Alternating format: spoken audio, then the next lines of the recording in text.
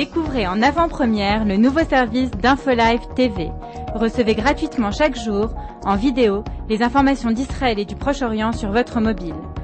Pour vous abonner, entrez sur notre site www.infolive.tv et cliquez sur la bannière « Service téléphone mobile ».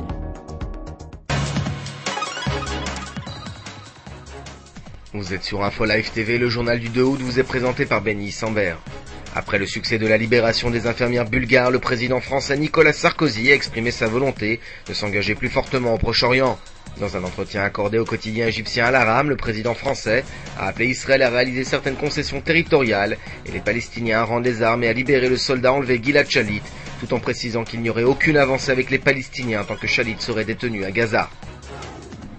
Le Premier ministre Ehud Olmert a proposé à la secrétaire d'État américaine Condoleezza Rice, en visite en Israël ces derniers jours, qu'Israël et les Palestiniens établissent un accord de principe sur la création d'un État palestinien. Cet accord servirait de base solide lors de la conférence souhaitée par George W. Bush à l'automne prochain à Washington. Et puis le Shin Bet a mis la main sur Atmin Nahad. L'homme est soupçonné d'être à l'origine d'un attentat à la bombe contre l'un des blindés de Tsahal en 2002 dans la bande de Gaza, attentat qui a coûté la vie à 3 des membres de l'équipage du tank.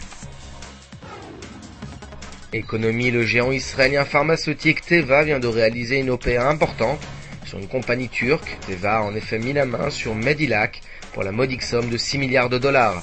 Une belle affaire pour le groupe israélien. Un pont autoroutier s'est écroulé mercredi en pleine heure de pointe à Minneapolis aux États-Unis, entraînant la chute de voitures dans le fleuve Mississippi. L'accident a fait au moins 7 morts selon un dernier bilan fourni par le chef des pompiers, Jim Clark. Celui-ci a précisé que plus de 60 personnes avaient été blessées et que le bilan pourrait encore s'alourdir. Et puis le président Shimon Peres a convié officiellement son homologue américain, George Bush, à participer aux célébrations du 60e anniversaire de l'État d'Israël qui se dérouleront dans le courant du mois de mai 2008.